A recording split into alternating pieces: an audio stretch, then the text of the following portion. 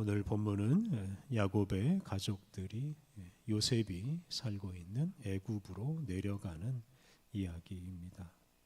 45장에 나오는 대로 애굽의 총리가 된 요셉은 자기 형제들에게 앞으로 흉년이 5년 더 계속될 것이라고 말하면서 아버지 야곱과 다른 모든 가족들을 애굽으로 데려오라고 하였습니다.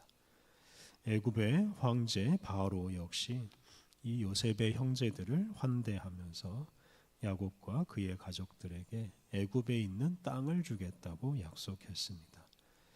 이러한 요셉과 바로 왕 덕분에 야곱은 그의 가족들을 다 데리고 애굽으로 이주해서 그곳에서 가축을 기르고 농사를 지으면서 살게 됩니다. 창세기를 기록한 목적 중 하나는 아브라함의 후손들이 애굽으로 가서 살게 된 경위를 설명하는 건데요. 오늘 본문이 그것을 잘 말해줍니다. 오늘 본문 1절부터 4절 말씀은 이스라엘 즉 야곱이 가나안 땅을 떠나기 전에 하는 일입니다. 1절 말씀 이스라엘이 모든 소유를 이끌고 떠나 브엘세바에 이르러 그의 아버지 이삭의 하나님께 희생 제사를 드리니 당시 이스라엘 즉 야곱은 헤브론에서 살고 있었는데요. 그 헤브론을 떠나서 브엘세바로 가서 하나님께 희생 제사를 드립니다. 이 브엘세바는 야곱의 아버지인 이삭이 하나님을 만난 곳입니다. 하나님은 브엘세바에서 이삭에게 나타나셔서 아브라함에게 하신 약속을 그 이삭에게도 해 주셨습니다. 그런 브엘세바에서 야곱이 희생 제사를 드리자 하나님은 야곱에게도 아브라함에게 하신 약속을 해 주십니다. 이렇게 함으로써 야곱이 하나님께서 아브라함에게 해 주신 약속을 계승하는 사람이 됩니다. 2절과 3절 말씀 그 밤에 하나님이 이상 중에 이스라엘에게 나타나 이르시되 야곱아 야곱아 하시는지라 야곱이 이르되 내가 여기 있나이다 하매 하나님이 이르시되 나는 하나님이라 내 아버지의 하나님이니 애굽으로 내려가기를 두려워하지 말라 내가 거기서 너로 큰 민족을 이루게 하리라. 하나님께서 야곱에게 애굽으로 내려가는 것을 두려워하지 말라고 하셨습니다. 하나님은 아브라함과 이삭과 야곱에게 가나안 땅을 주시겠다고 약속하셨습니다. 그런 가나안 땅을 떠나서 애굽으로 가는 것은 하나님께서 주신 약속을 버리는 것이나 마찬가지였기 때문에 야곱은 가나안 땅을 떠나는 것을 두려워했습니다. 그러한 야곱에게 하나님은 두려워하지 말라고 하시고 애굽에서 야곱의 후손들이 번성해서 큰 민족을 이룰 것이라고 약속하셨습니다.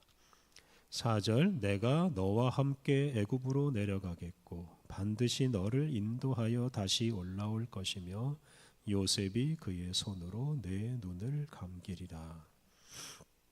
하나님께서 친히 야곱과 함께 애굽으로 내려가시겠다고 약속하십니다. 그리고 반드시 인도해서 가나안 땅으로 다시 올라오게 하실 것이다 라고 약속하셨습니다. 다만 야곱은 그 애굽에서 눈을 감게 될 것입니다. 야곱의 후손을 애굽으로 인도하여 그곳에서 큰 민족을 이루게 한 다음에 다시 가나안 땅으로 오게 하시는 것이 바로 하나님의 목적입니다. 이러한 하나님의 뜻이 출애굽기에서 실현됩니다. 야곱은 이러한 하나님의 약속을 받고 애굽으로 출발합니다. 5절과 6절 야곱이 브엘세바에서 떠날새 이스라엘의 아들들이 바로가 그를 태우려고 보낸 수레에 자기들의 아버지 야곱과 자기들의 처자를 태우고 그들의 가축과 가나안 땅에서 얻은 재물을 이끌었으며 야곱과 그의 자손들이 다 함께 애굽으로 갔더라. 이렇게 야곱과 야곱의 가족들은 바로가 보낸 수레를 타고 또 그들이 모은 모든 소유를 가지고 애굽으로 들어갑니다. 7절 이와 같이 야곱이 그 아들들과 손자들과 딸들과 손녀들 곧 그의 모든 자손을 데리고 애굽으로 갔더라. 야곱의 후손들이 하나도 빠짐없이 애굽으로 갔다고 말합니다. 8절부터 27절에 애굽으로 내려간 야곱의 가족들 명단이 나옵니다. 야곱에게 부인이 4명이 있었는데요. 그 4명의 부인들의 순서를 따라서 그 자손들을 분류했습니다. 그래서 야곱과 야곱의 아들, 딸, 야곱의 손자들까지 빠짐없이 기록했습니다. 27절 말씀 애굽에서 요셉이 낳은 아들은 2명이니 야곱의 집 사람으로 애굽에 이른 자가 모두 70명이었더라. 그래서 가나안 땅에 살던 66명 야곱의 후손과 또 애굽에 있던 요셉과 요셉의 2 아들 므낫세와 에브라임 그리고 요셉의 부인 이렇게 4명 포함해서 모두 70명이 애굽에서 새로운 생활을 시작합니다. 이들 70명이 바로 이스라엘 민족의 기초입니다. 이들과 이들의 후손들이 400년 동안 애굽에서 살면서 이스라엘 민족을 이루게 됩니다. 28절 이하 말씀은 야곱이 요셉을 만나는 이야기입니다.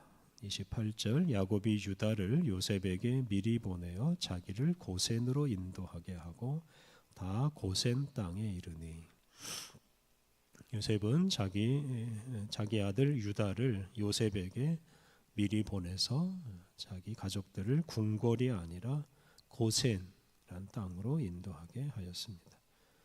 바로 그 이 고센 땅에서 야곱의 가족들이 정착해서 번성합니다. 요셉은 아버지 야곱이 사는 이 고센으로 가서 아버지를 만납니다. 29절 30절 요셉이 그의 수레를 갖추고 고센으로 올라가서 그의 아버지 이스라엘을 맞으며 그에게 보이고 그의 목을 어긋 맞춰 안고 얼마 동안 울매 이스라엘이 요셉에게 이르되 내가 지금까지 살아있고 내가 내 얼굴을 보았으니 지금 죽어도 족하도다. 요셉이 고센으로 가서 아버지를 만나서 안고 웁니다. 야곱은 자기가 가장 사랑하던 아들 요셉을 20여 년 만에 다시 만났습니다.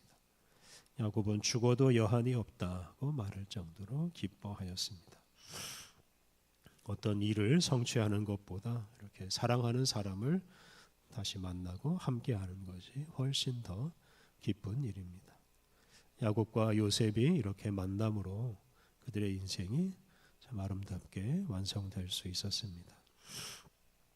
31절부터 34절까지 말씀은 요셉이 자기 가족들에게 바로를 만날 준비를 하게 하는 장면입니다. 요셉은 자기 가족들이 그동안 하던 목축업을 계속하며 살 수 있도록 가족들이 그 애굽 왕 바로에게 말을 잘 하도록 미리 준비시켰습니다. 하나님은 애굽으로 내려가는 야곱에게 당신도 야곱과 함께 애굽으로 내려가시고 또 그 후손을 번성하게 해서 큰 민족을 이루게 하시고 이스라엘 민족을 가나안 땅으로 인도할 것이라고 약속하셨습니다. 그래서 이스라엘 민족이 살 곳은 애굽이 아니라 가나안 땅이라는 것을 분명하게 말씀하셨습니다. 야곱과 야곱의 후손들은 이러한 하나님의 뜻을 이루기 위해서 부와 권력을 누리기에 적합한 왕궁이 아니라 오히려 그곳에서 멀리 떨어져 있는 고센으로 가서 살았습니다.